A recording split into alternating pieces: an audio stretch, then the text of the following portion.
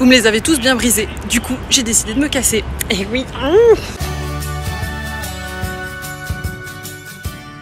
Au revoir ma chérie. Surtout fais bien attention à toi. T'inquiète pas, maman. Et puis le plus vite possible des nouvelles. Oh là là, tu vas me manquer. Toi aussi. Prends soin de toi. Oui, toi aussi. Mais t'es trempée. Ouais, j'ai chaud. C'est comme ça qu'elle va être malade. Ouais. Tu t'aurais dit quelque chose. C'est parti. On attaque le grand périple. On vient de démarrer. On a 3h35 de route. Alors, mon avion était à 10h45 à l'aéroport de Paris Charles de Gaulle et je devais me faire enregistrer au minimum 3h30 avant l'embarquement car il fallait prendre en charge les chats. Donc nous sommes partis avec Yannick, un de mes amis et également mon chauffeur pour ce grand jour à 1h30 du matin. Il fallait bien sûr pallier à d'éventuels travaux ou problèmes sur la route. Donc à peine parti, Salem, le plus jeune et le plus à risque de mes 2 boules de poil, nous offrit franchement un superbe cadeau. En plus de ses miaulements incessants, je vous le donne en mille, il a inondé la banquette arrière de la voiture. Et ça, malgré la litière de voyage que j'avais installée dans son sac. Un voyage des plus agréables donc. Il s'est montré bien plus calme une fois à l'aéroport. Kimi par contre, elle est restée d'un calme olympien tout du long.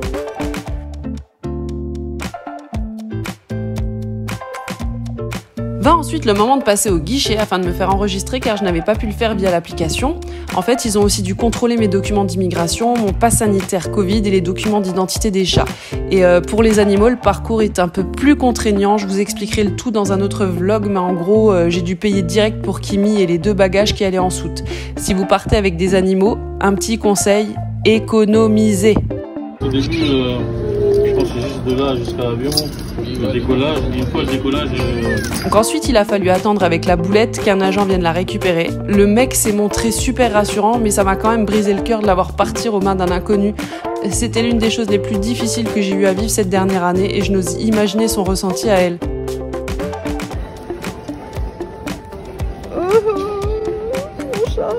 Il fallait ensuite se rendre au contrôle de détection à Rayon X, après avoir dit au revoir et surtout merci à Yannick. D'ailleurs, si tu regardes ce vlog, sache que je te serai éternellement reconnaissant de m'avoir aidé en ce jour si important. Merci pour tout.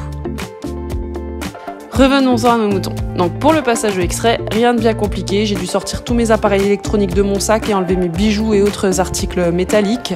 J'ai pu passer sous le portique avec Salem dans mon sac. Ils ont préféré bien entendu éviter qu'un félin sème la zizanie avant le décollage. Et enfin, direction la salle d'embarquement, où j'ai eu mon premier contact avec une personne venant du pays de la feuille d'érable. On m'avait dit que les gens là-bas étaient amicaux et c'est un euphémisme. Je vais devoir travailler mon côté sociable, on dirait. Et voilà, nous y étions. L'heure d'embarquer les gars. J'étais tellement excitée et en même temps tellement stressée pour Kimi et Salem et tellement épuisée par la fatigue accumulée.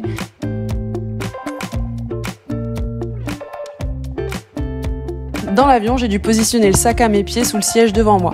Salem était d'un calme, c'en était franchement inquiétant. Donc je vérifiais régulièrement s'il respirait et en profitais pour lui donner une tonne d'amour en papouille.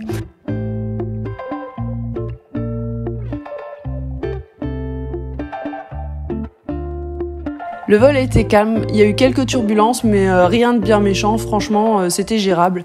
Par contre, 5 minutes avant l'atterrissage, c'est à ce moment-là, bizarrement, que j'ai réellement pris conscience de tout le mal que je m'étais donné cette dernière année pour que mon projet aboutisse. Et j'avais l'impression que la boule que j'avais dans la poitrine et avec laquelle j'avais appris à vivre depuis des mois disparaissait petit à petit. Nous atterrîmes vers midi, heure locale à Montréal. Comme rien ne se passe jamais sans problème de mon côté, je n'avais pas de réseau, bien entendu. J'avais pourtant souscrit un forfait international, mais ce dernier ne fonctionnait pas. Donc la première étape fut de passer la douane. Fallait s'enregistrer sur les bornes que vous voyez juste derrière vous. Petit tips à la question « Avez-vous déjà visité une ferme ?» Mettez non. J'ai ensuite patienté bien 2h30 au bureau d'immigration où un agent a récupéré mes documents, posé des questions, fait vivre quelques ascenseurs émotionnels avant de me refaire patienter puis de me délivrer le fameux Saint Graal, le papier qui me permettait de rentrer officiellement sur le territoire. Donc à ce moment-là, je n'avais qu'une chose en tête, récupérer Kimi. Mes gros moments de panique, parce que quand je suis arrivée au point de récupération des bagages, elle n'était pas là. Un agent m'a renvoyée sur un autre point où elle n'était pas là non plus. Je vous raconte même pas la panique. Et je ne panique jamais. Rappelez-moi de ne jamais faire d'enfant. Je ferai des arrêts cardiaques toutes les 2 secondes. Finalement, après maintes et maintes recherches, j'ai retrouvé ma pupus qui à première vue était en meilleure forme que Salem. Donc avant-dernière étape, passer au bureau de l'inspection secondaire où une analyse des documents et des chats devait être faite. Ensuite, la dernière étape à faire, c'était le test PCR d'arrivée au Québec. Et croyez-moi, c'est une chatouille, que dis-je, une brise fraîche à côté des tests en France où tu as l'impression qu'on te charcute le cerveau. Et voilà, tout était fait. Je profitais du Wi-Fi pour commander un Uber qui arriva en 2 minutes. Le mec, super sympa, mais tout le monde est super sympa au Québec, c'est pas possible, il y a un truc. Voilà, et en fait donc ce mec me donna une tonne de tuyaux pour les magasins, les forfaits téléphoniques, les astuces santé et autres. Franchement, des choses que je n'avais pas trouvées sur internet en faisant mes recherches pour l'expatriation. Oui, vous en faites pas, je vous les partagerai sur un autre vlog.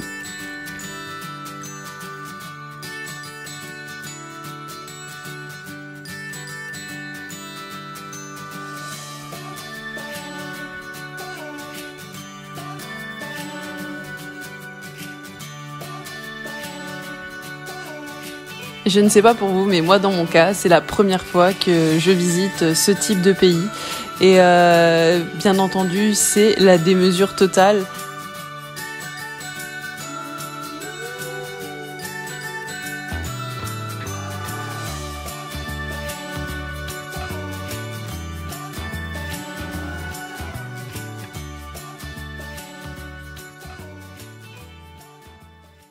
Voilà, il est 16h25 heure de Montréal et donc 22h25 heure de Paris. Ça y est, je suis enfin dans mon appartement. Je suis ravie. Je l'avais vu en photo en visite virtuelle aussi. Mais là, quand même, ça change en vrai.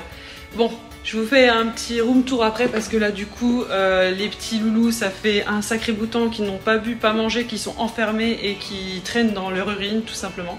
Donc je vais leur faire prendre une petite douche, question de les stresser pour la dernière fois. Et après, repas pour eux, boisson pour eux et montage de meubles pour moi.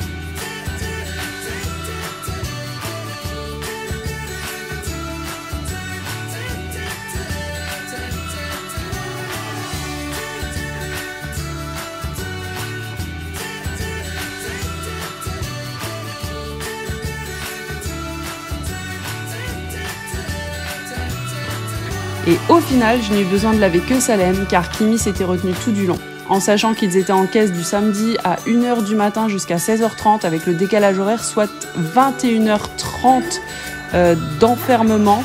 Franchement, je suis très impressionnée par cette boulette qui a tenu bon malgré le stress avant d'inonder la litière provisoire en carton. Voilà.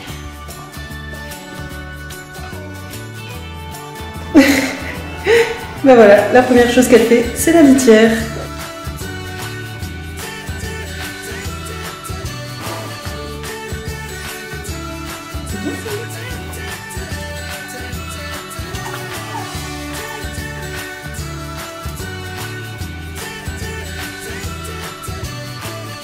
Au final, Kimi et Salem sont parfaitement bien acclimatés, ce sont de vrais petits guerriers. Et j'espère sincèrement que vous avez pris autant de plaisir à regarder ce vlog que j'en ai pris à le faire. Et je vous dis suite au prochain épisode. Bye!